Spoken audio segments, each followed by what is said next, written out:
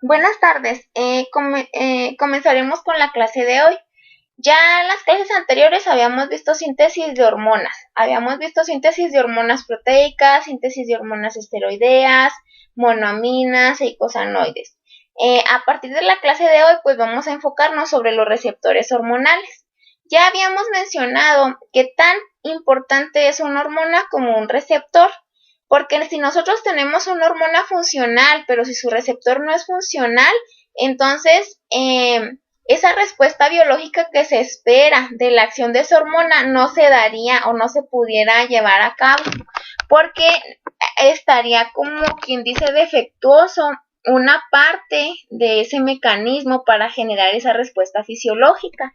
Lo mismo sucede si nosotros tenemos un receptor, vamos a decirlo así, sano o completamente normal, y si nuestra hormona no se encuentra sintetizada de manera correcta, porque entonces no habría quien pudiera activar al receptor y entonces no se pudiera dar esa respuesta biológica que se necesita para mantener la homeostasis en organismos vivos.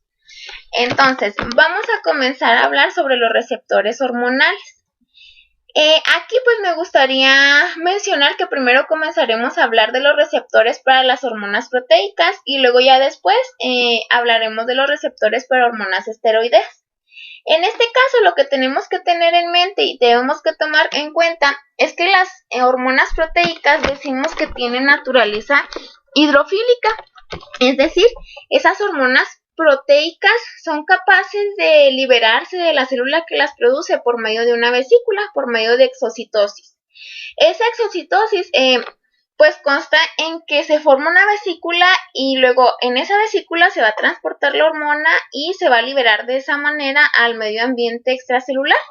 Entonces, las proteínas pues van a viajar libremente por torrente sanguíneo, por ese flujo sanguíneo van a viajar. Y entonces cuando se topan con su célula blanco, para poder ingresar a ella o para poder activar ahí el mecanismo que se necesita, lo que debe aparecer ahí es un receptor para esa hormona proteica. Esos receptores para esas hormonas proteicas normalmente son receptores extracelulares. ¿Qué significa eso? Que se localizan en la membrana plasmática de las células blanco. Es decir, son grandes macromoléculas localizadas en la superficie de la membrana plasmática de células de tejidos blancos. Nuestra materia se llama métodos de laboratorio en fisiología y endocrinología de la reproducción. Entonces, lo que nos interesaría saber es, ¿cómo puedo yo determinar si un receptor para una hormona es extracelular o no?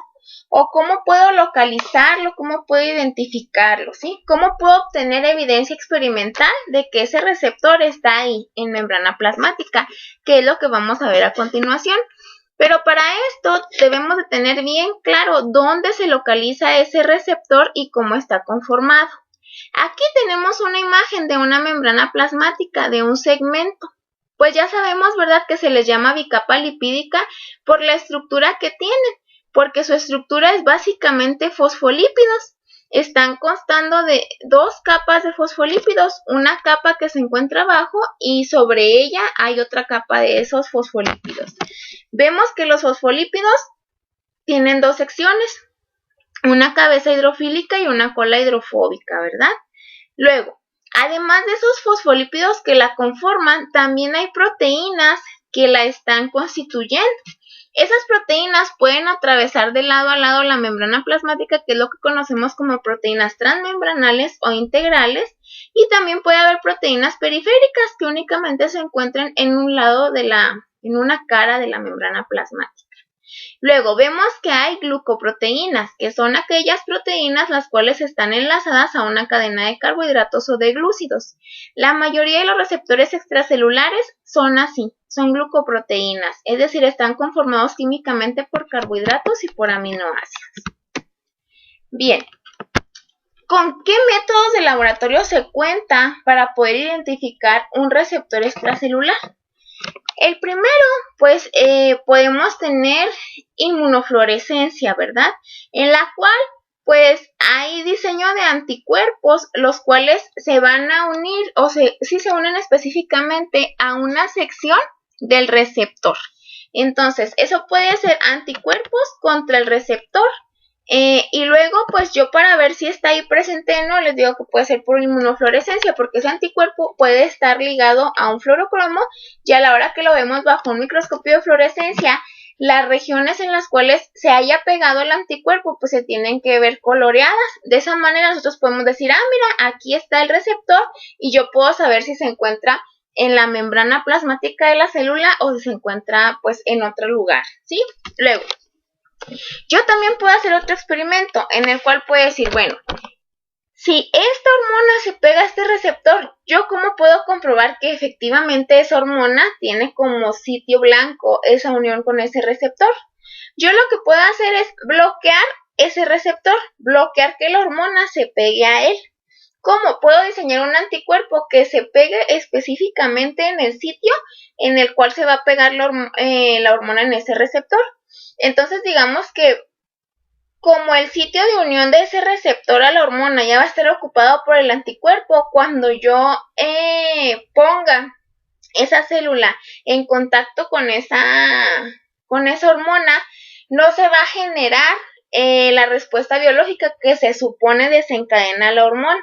Y de esa manera yo puedo comprobar que esa hormona se pega a dicho receptor y que por lo tanto hay una función biológica. Obviamente, para poder diseñar este experimento, lo que se tiene que hacer es como un control en el cual no bloqueemos el receptor, sino que se haga, vamos a suponer así, ¿no? A lo mejor que se encuentre localizada la célula, y luego en esa célula yo voy a colocar a lo mejor insulina, y en esa insulina pues yo voy a colocar, bueno, yo voy a hacer que suceda la reacción normal, en la cual la insulina puede interactuar con el receptor y permite el ingreso de ciertos niveles de glucosa a la célula, ¿no? Luego, yo sí quiero demostrar que ese receptor es el que se está pegando directamente en la insulina y que cuando lo bloquee, se bloquea la respuesta fisiológica. Yo en otro, digamos, en otra cajita de cultivo lo que voy a tener van a ser esas células. Luego yo las voy a poner que interactúen con un anticuerpo, el cual pues lo que va a hacer es que se va a unir al sitio en el cual se une la hormona en el receptor. Después hago lo mismo, ¿verdad? Los pongo en insulina, le pongo glucosa, y pues lo que yo tendría que ver es que dentro de las células pues no haya glucosa, a diferencia de aquellas células en las cuales no bloqueé ese receptor. De esa manera pues yo puedo comprobar que esa hormona se unía a ese receptor. Luego, también pues podemos hacer, provocar una limitada proteólisis de células intactas, puede destruir el receptor y eliminar la respuesta hormonal. Otra manera puede ser que sometamos a proteólisis el receptor para esa hormona, y de esa manera pues se puede destruir ese receptor, y por lo tanto, aunque esté esa célula en presencia de la hormona, es lo que les digo, que si la hormona está presente pero el receptor tiene algún defecto, la respuesta biológica que se va a generar, que se esperaría se generara, no se va a dar, porque el receptor va a estar dañado. Si yo lo someto a una proteólisis ligera, ¿verdad?, para destruir el receptor, o mínimo para modificarlo, aunque esté presente ahí la hormona a la cual va a ser receptivo ese receptor, pues ya no se va a dar la función biológica porque yo ya alteré la estructura de ese receptor. Entonces, aunque la hormona se acople a una molécula grande que no puede entrar a la célula, el efecto hormonal sigue presente. ¿Qué significa esto?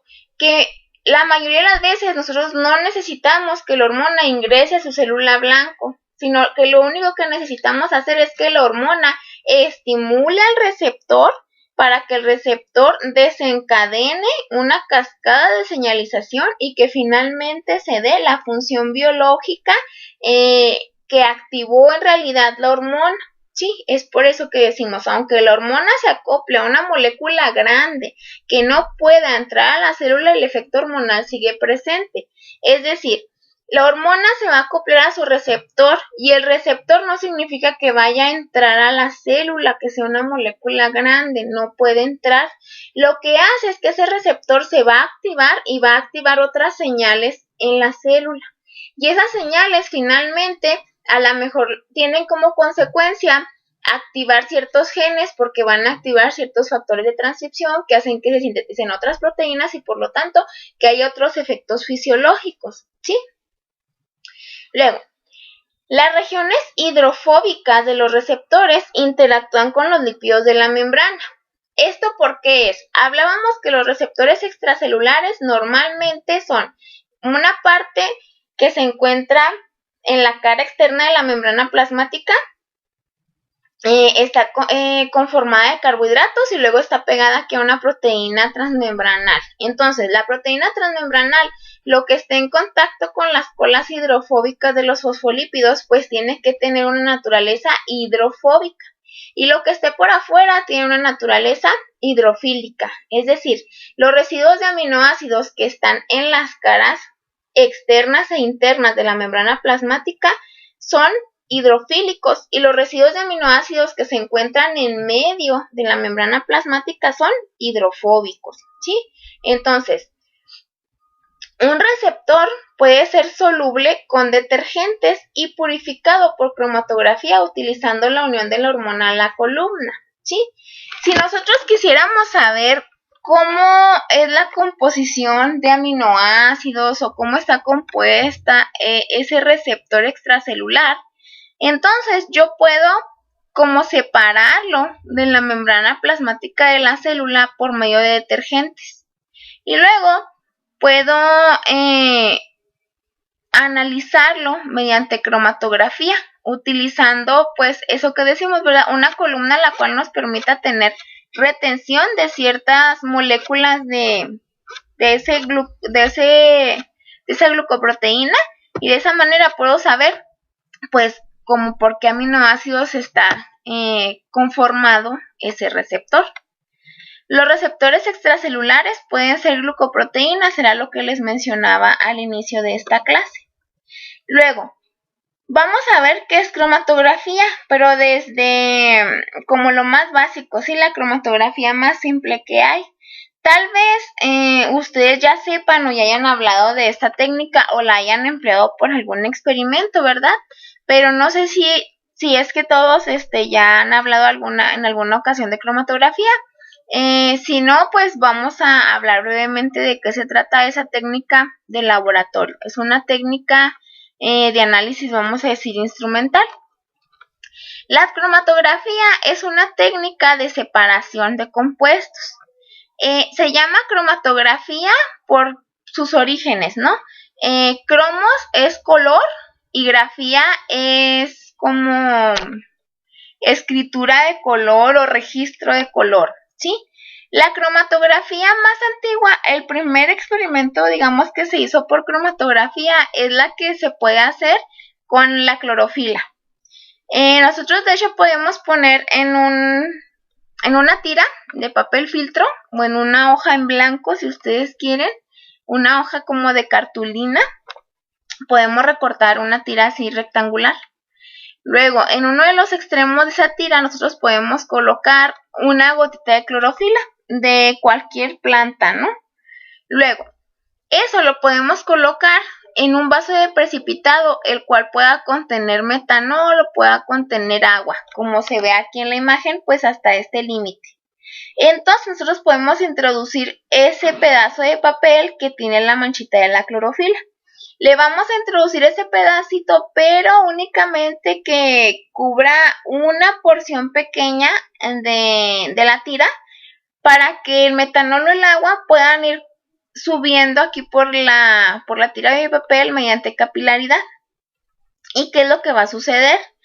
Por capilaridad, el solvente líquido que se encuentra aquí va a subir o va a ascender a través de esa tira de papel. Y lo que va a hacer es que los componentes de la clorofila los va a ir separando, va a ir dejando huella, como se puede mostrar aquí. Y podemos ir viendo que entonces ese puntito de clorofila está compuesto por ciertos compuestos de ciertos colores, ¿verdad? Aquí en este caso el ejemplo que se muestra es como la separación de los colores, pero de una gotita de una tinta de bolígrafo negro. Entonces vemos que a partir de ese puntito negro, pues se pueden ir separando, se pueden ir degradando en los diferentes colores que componen ese puntito negro que podemos observar aquí, ¿sí? Entonces, como esta fue la primera técnica de separación en la que se utilizó la cromatografía, pues se le llamó así, cromatografía. Les digo que cromos es color y grafía es como registro de colores. La cromatografía es una técnica de separación la cual siempre va a constar de una fase móvil y una fase estacionaria. La fase estacionaria es en la cual se registra los componentes de una mezcla, ¿sí?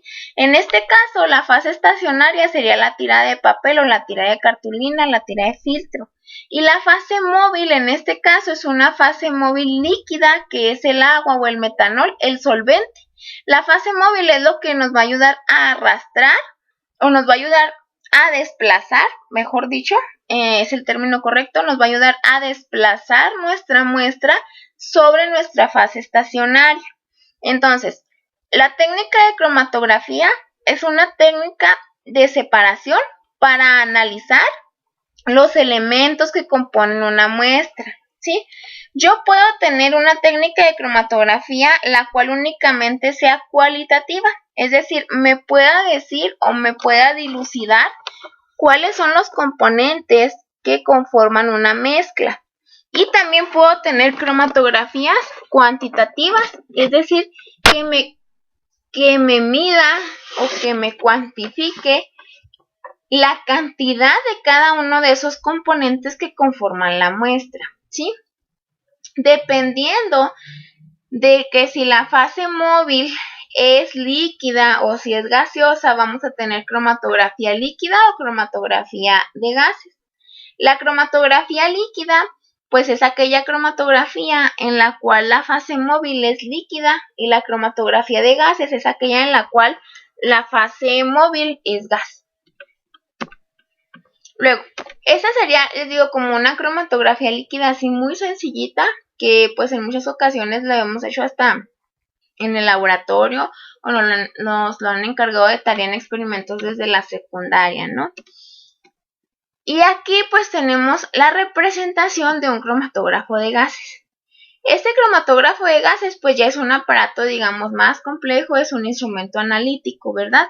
Nosotros aquí pues lo que podemos hacer, o bueno, lo que se puede observar es que aquí vamos a tener el gas acarreador, es decir, es nuestra fase móvil, es un gas.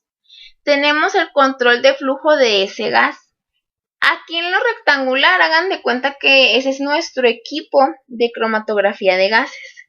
Tenemos aquí donde se inyecta la muestra, el inyector de la muestra, y nuestra fase estacionaria, en vez de ser una tira de papel, nuestra fase estacionaria es una columna capilar. Es capilar porque el tubo o el segmento cilíndrico con el cual está elaborado la columna tiene un diámetro muy pequeño, o sea, es un capilar y está conformado de muchos metros de longitud, pues normalmente se empaca como si fuera un rollito, ¿verdad? Como se puede observar aquí. Luego, esa columna va a estar recubierta por dentro de cierto material, del material que yo necesite en el cual se retenga mi muestra, es decir, que cumpla con la función de la tira de papel aquí. Entonces mi fase estacionaria será mi columna. Lo que hace o para lo que se utiliza el cromatógrafo de gases es que yo aquí voy a inyectar mi muestra y con ayuda del gas acarreador, ese gas acarreador va a ir desplazando mi muestra a lo largo de toda mi columna, que es mi fase estacionaria. Los componentes de esta mezcla se van a ir quedando retenidos en diferente posición a lo largo de la fase estacionaria. Para que esto se pueda llevar a cabo, yo tengo que tener un horno y ese horno tiene que estar a cierta temperatura en el cromatógrafo. Y luego, pues finalmente yo aquí voy a tener el detector. Yo voy a ver en una pantalla en la computadora, pues que van saliendo así diferentes picos. ¿Eso qué significa? que a lo mejor este fue el primer compuesto que se separó de aquí de la mezcla. Y entonces ese compuesto a lo mejor va a corresponder a, no sé, si esto fuera líquido ruminal, a lo mejor yo puedo decir, mira, aquí salió esta cantidad de ácido acético, este propiónico y este butírico. Luego, la cromatografía de gases nos puede ayudar pues para hacer cuantificaciones o bien para decir un análisis cualitativo, cuáles son los componentes que conforman una mezcla. ¿Eso cómo lo puedo saber? Pues dependiendo de cuántos picos me den y qué tan definidos están esos picos, yo puedo decir, bueno, fíjate que este pico de aquí representa tal compuesto, este pico de acá es este otro y este de acá es este otro. De esa manera, pues obtengo un análisis cualitativo, pero puedo convertir ese análisis cualitativo con el uso de un estándar, es decir, una muestra con concentración conocida. Yo lo que hago aquí en el cromatógrafo de gases es que voy a comparar las áreas de los picos. Por ejemplo, cuando yo ponga aquí mi estándar, me va a dar cierto pico. Pero, por ejemplo, yo voy a saber, ¿qué área tiene este pico? Pues que tiene tanta área. Esa área corresponde a lo mejor a 100 nanogramos de ácido acético, por ejemplo, porque yo ya sé que eso fue lo que le inyecté en mi estándar. Entonces, ya para extrapolarlo a una muestra y poder cuantificar cuánto hay de ese componente en la muestra, digo, si tanta área correspondía a 100 nanogramos, ahora le mido el área de este pico de esta muestra que corresponde a ácido acético, entonces esta tiene, a lo mejor, vamos a decir números nada más por decirlo, ¿sí? Pero por decir, si un área de 500, corresponde a 100 nanogramos y en mi muestra yo tengo un pico con un área de 100, pues entonces hago una regla de 3 para ver cuánta es la cantidad de ácido acético que tendría mi muestra, ¿sí? Y esa es la manera, básicamente, el principio básico de la cromatografía. Más adelante lo vamos a ver más a detalle, porque es una de las técnicas que tenemos que saber y que tenemos que manejar. En sí, la técnica que tenemos que manejar y saber el principio teórico es la técnica del HPLC, que es cromatografía líquida de alta resolución, High Performance Liquid Chromatography. Sin embargo, el fundamento básico de esa cromatografía es esta, sí, la cromatografía más básica que hay. El principio es el mismo, nada más que ahora pues se manejan con otros estándares y se manejan como con otras modificaciones que le permiten ser de alta resolución. Por ejemplo, yo en una cromatografía líquida de alta resolución por HPLC puedo determinar la composición, a lo mejor si se está haciendo alguna bebida, ¿cómo se llaman las que tienen como lactobacilos y que su finalidad es como la de mejorar la microbiota intestinal, ¿no? Entonces esas bebidas, pues, que son hechas de fermentaciones lácteas y que tienen como finalidad a lo mejor eso de incrementar la microbiota intestinal. Lo que yo puedo hacer es, puedo analizar esa mezcla que yo ya tengo, ¿no? Entonces, yo quiero saber a lo mejor por cuántos aminoácidos y cuánta cantidad de aminoácidos está conformada esa bebida láctea, ¿no? Pues lo puedo hacer mediante HPLC. Entonces digo, en realidad la técnica el principio es básicamente el mismo. Nada más la manera en la que se trabaja, pues tiene más detalles el HPLC que esta que era la cromatografía más antigua, ¿sí? Entonces, en una cromatografía siempre habrá una fase móvil y una fase estacionaria, y la cromatografía a nosotros nos puede servir para poder estudiar receptores por esas hormonas proteicas, que es lo que yo les mencionaba acá. Si yo quiero saber qué residuos de aminoácidos están conformando un receptor extracelular, yo puedo, digamos, aislar ese receptor extracelular de la membrana plasmática haciéndolo soluble con detergentes, luego lo puedo purificar y lo puedo analizar mediante una cromatografía para saber cuáles son los aminoácidos que están conformando ese receptor extracelular, ¿sí? Luego, también se puede demostrar la presencia experimentalmente de una glucoproteína mediante estos dos reactivos que tenemos aquí. Las neuraminidasas lo que ocasionan es que rompen hemaglutinina y ácido siálico, o bien mediante otra enzima que se conoce como beta-galactosidasa, que lo que hace es que provoca la ruptura de galactósidos. Mediante la aplicación de neuraminidasa y beta-galactosidasa, yo lo que puedo hacer es promover,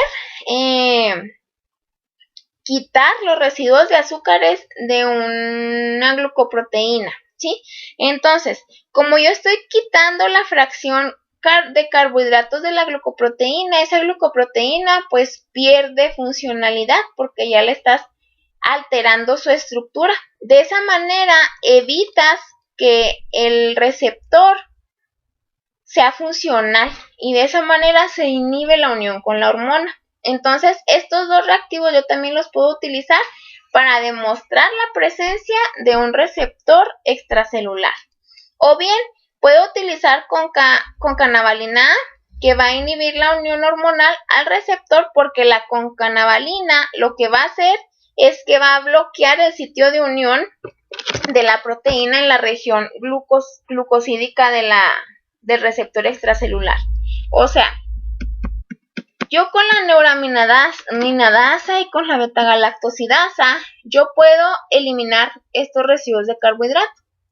O bien con la concanavalina A, yo lo que hago es que en vez de que la hormona se una aquí, yo lo voy a hacer que se una a la concanavalina. Y entonces cuando llegue la hormona y quiera unirse, ya no puede, porque la concanavalina ya va a haber ocupado su lugar. Con el uso de esos tres reactivos, entonces yo puedo demostrar que una hormona se une, o el receptor de determinada hormona es un receptor extracelular, ¿sí? Yo así puedo decir, yo lo bloqueé con canavalina y vemos que no tiene la respuesta fisiológica o la respuesta biológica esperada cuando le estoy agregando alguno de estos reactivos. A diferencia de cuando no le agrego nada, que sí sucede la respuesta biológica, o si se tiene la respuesta fisiológica deseada, ¿sí? Esos son, pues, 3 experimentos, pues, algo relativamente sencillo con los cuales podemos demostrar la presencia de una glucoproteína. Pero eso, les digo, es únicamente para demostrar presencia de glucoproteínas. No es un en específico, sino es, si ustedes están estudiando, por ejemplo, una hormona en específico que quieren dilucidar su mecanismo de acción y a lo mejor ustedes sospechan que tal vez pueda actuar mediante un receptor extracelular, pueden hacer ese experimento. Si esa hormona, aunque se bloquee el receptor extracelular, todos los receptores extracelulares sigue teniendo su función fisiológica, entonces no se va a unir o no va a estar estimulando a la célula mediante receptores extracelulares, sino que los puede estar estimulando de otra manera que no es esta, ¿sí? Entonces, para eso les sirve tener esta información. Luego, estos, pues en esta imagen nosotros lo que estamos como sintetizando, o lo que se quiere demostrar, o lo que se quiere hacer notar, es ver pues cuántos tipos de receptores extracelulares puede haber.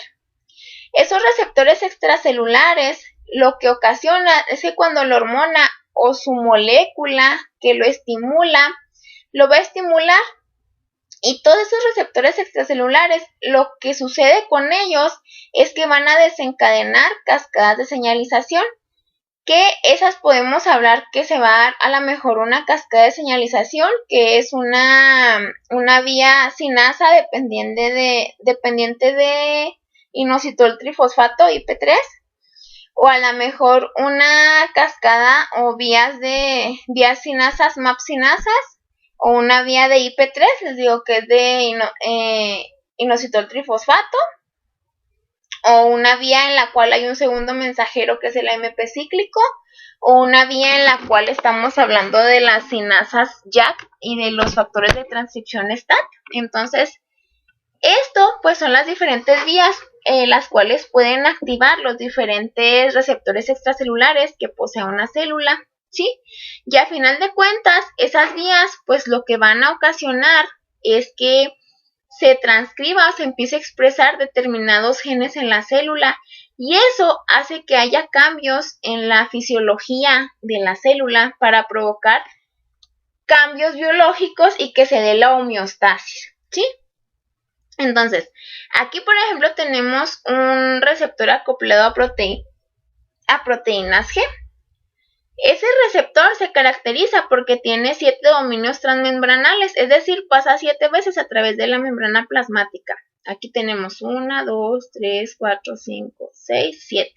Atraviesa 7 veces la membrana plasmática. Y esos dominios transmembranales, pues obviamente tienen que ser dominios hidrofóbicos, ¿sí?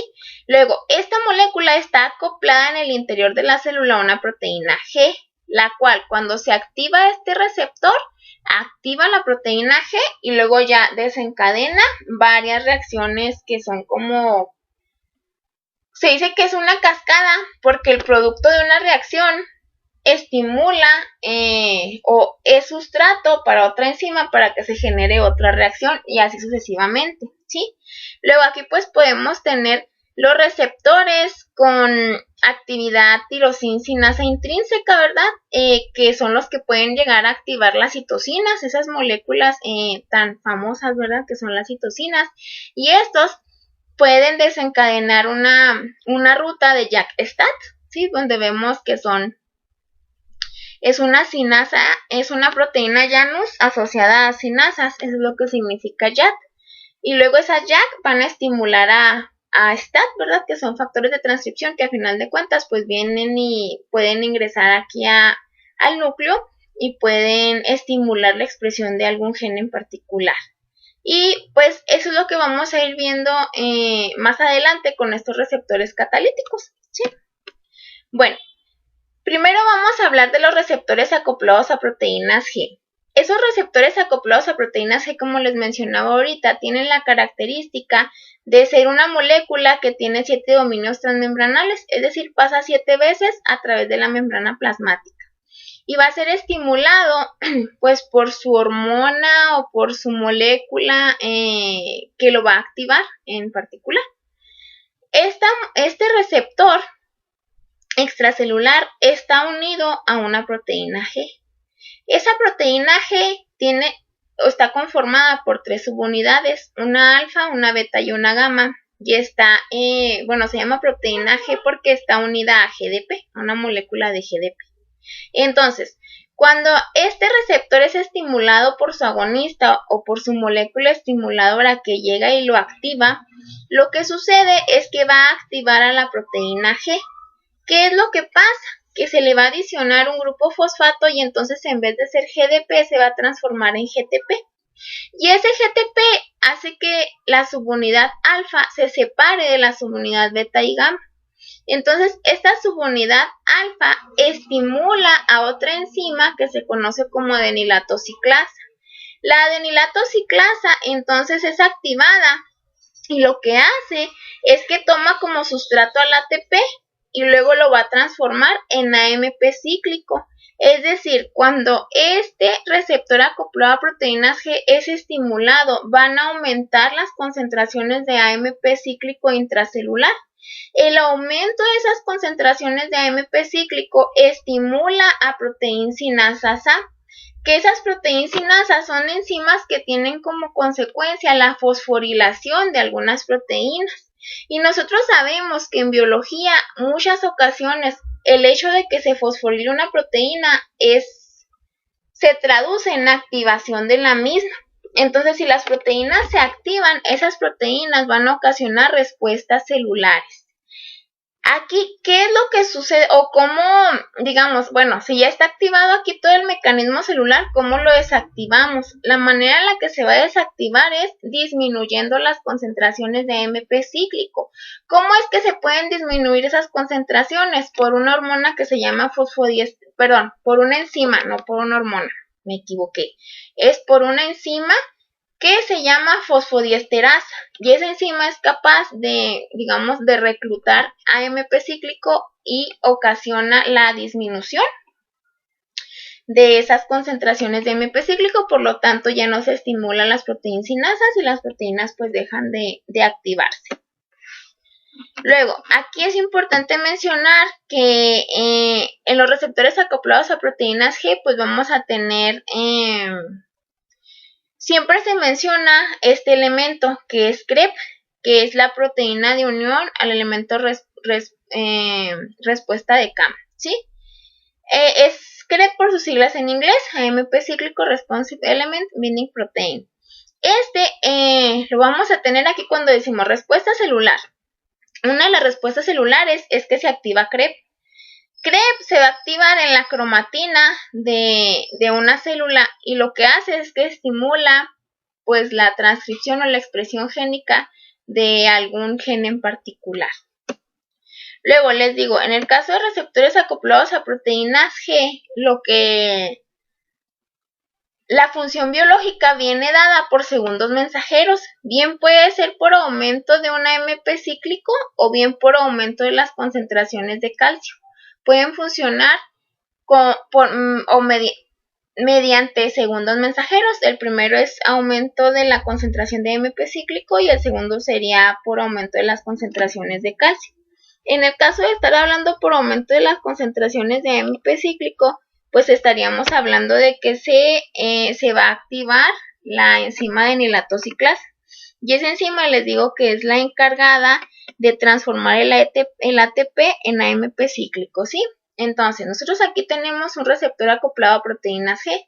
Cuando se estimula por su ligando, sea una hormona o cualquier otra molécula, la cual es específica para este receptor, lo que sucede es que la subunidad alfa de la proteína G, al momento en que se aumenta un grupo fosfato y se transforma la molécula de GDP que está unida aquí a la proteína G, a GTP, es capaz de separarse de la subunidad beta y gamma. Entonces la subunidad alfa se separa, vaya activa la enilatociclasa, que es una enzima que se encuentra anclada a la membrana plasmática por la cara interna. Ese ATP es transformado en AMP cíclico. Entonces, como hay un aumento de ese AMP cíclico hace que se estimule las proteinsinasas A, las cuales van a fosforilar a ciertas proteínas, las van a activar para que puedan cumplir ciertas funciones fisiológicas. ¿Cómo se restablece la célula en su nivel de reposo?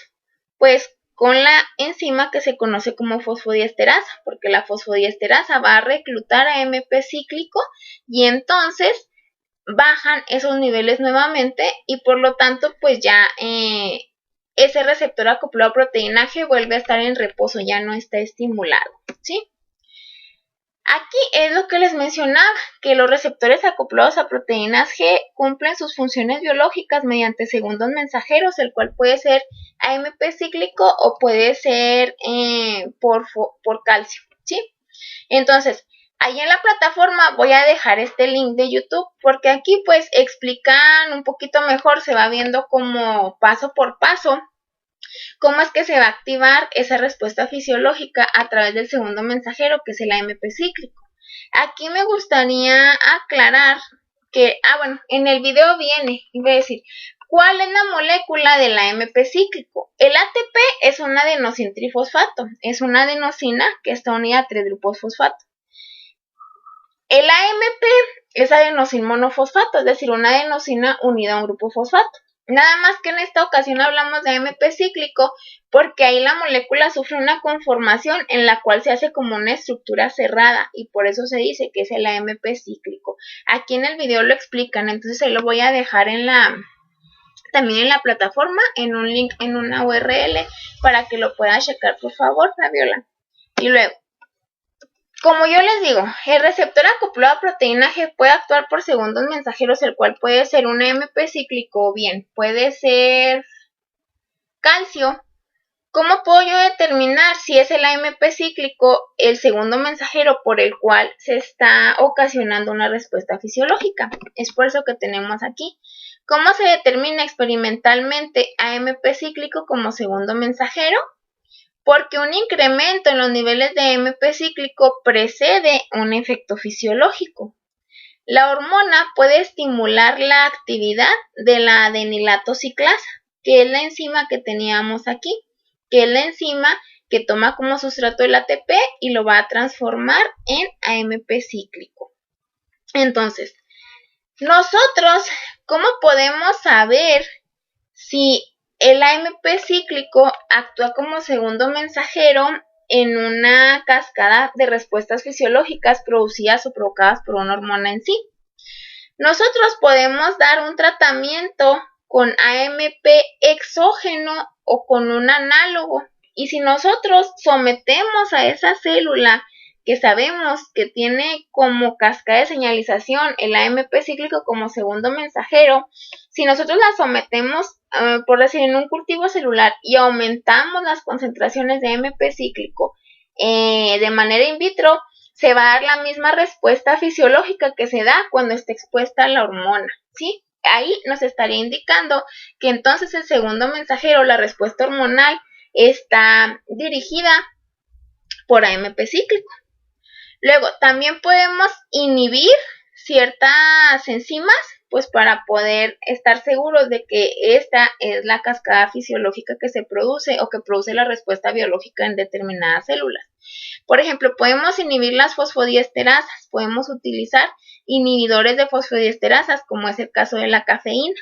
Entonces, si nosotros estamos administrando cafeína a esas células que tenemos en cultivo celular, lo que va a suceder es que como la fosfodiesterasa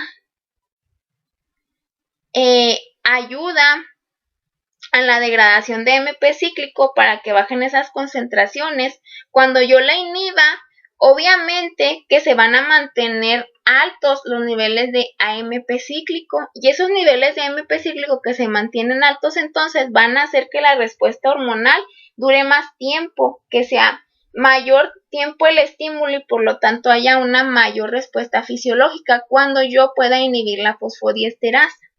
Luego, la adenilato ciclasa puede ser activada por tratamiento con forskolin, que se une directamente a la subunidad catalítica para activarla permanentemente, que es algo parecido a lo que yo obtendría como respuesta cuando inhibo la fosfodiesterasa. Yo puedo activar la adenilato ciclasa. ¿Cómo? Yo en vez de poner la hormona en el medio de cultivo de mi cultivo celular para que active la adenilato ciclasa, la subunidad alfa de la proteína G, yo lo que hago es que directamente pongo forskolin, y entonces forskolin lo que va a hacer es que va a estimular directamente la adenilato ciclasa y por lo tanto se va a dar la misma respuesta fisiológica que si tuviera la hormona ahí en el medio de cultivo, ¿sí? Aquí es importante mencionar esto. En el caso de la maduración del ovocito, el AMP cíclico tiene un rol fundamental para que ese ovocito pueda madurarse, ¿sí? Yo creo que la siguiente clase, la del lunes, el lunes no tenemos, ¿verdad? El martes, te grabo la clase, Fabiola, de cómo es el resurgimiento o cómo es la maduración del ovocito y qué tiene que ver el AMP cíclico en ese resurgimiento del ovocito. Hay un trabajo de una muchacha que salió de ahí de maestría de la facultad. Ella estuvo trabajando con cafeína y con diferentes aditivos, pues para ver si se maduraban una mayor cantidad de ovocitos con esos tratamientos de manera in vitro. Y pues ahí se pueden dilucidar algunas cosas sobre las concentraciones de AMP cíclico. Entonces, nos quedamos hasta aquí en esta clase. Nada más te encargo por favor que veas este video que está aquí en YouTube y pues tienes la tarea esa de revisión de literatura que te encargué el martes, me parece, de lo de la relación que tienen las enzimas con la síntesis de hormonas esteroideas, el impacto que tienen sobre la reproducción en machos y hembras. Entonces, para ahorita nada más te encargo que veas este video. Y la clase del martes hablamos en sí de qué papel cumple el AMP cíclico con la maduración del ovocito, para que me entiendas a lo mejor más o que quede más claro, que quede más asentado, porque es importante esto de entender el AMP cíclico, las concentraciones que tiene y cómo podemos utilizar la cafeína, el forskolin en diferentes experimentos de este tipo. También hay un muchacho de doctorado que él sí estuvo trabajando con forskolin y con otros, sustancias de adición al medio de cultivo. Y con él sí se cuantificaron los niveles de AMP cíclico, o sea, para ver si hay un cambio o no. Pero aquí lo que tenemos que tener bien en claro es cómo participa el AMP cíclico en la maduración del ovocito o por qué es importante. Si yo tengo una baja concentración, ¿qué pasa? O si tengo una alta concentración al ovocito, ¿cómo le va a impactar? ¿En qué manera? ¿Sí? ¿Lo va a perjudicar o lo va a beneficiar en la competencia del ovocito? Es decir, ¿lo va a hacer apto o lo va a hacer pues oye feo, inapto, ¿no? Pero ¿lo hace apto o lo hace defectuoso para poder ser un ovocito sano que pueda desarrollar un embrión? Entonces, hasta aquí dejamos esta clase, que tengas un buen fin de semana. También voy a checar los artículos que me mandaste y pues ya la semana que entra te digo cuándo agendamos videollamada para hablar acerca del artículo. Gracias por tu atención, nos vemos.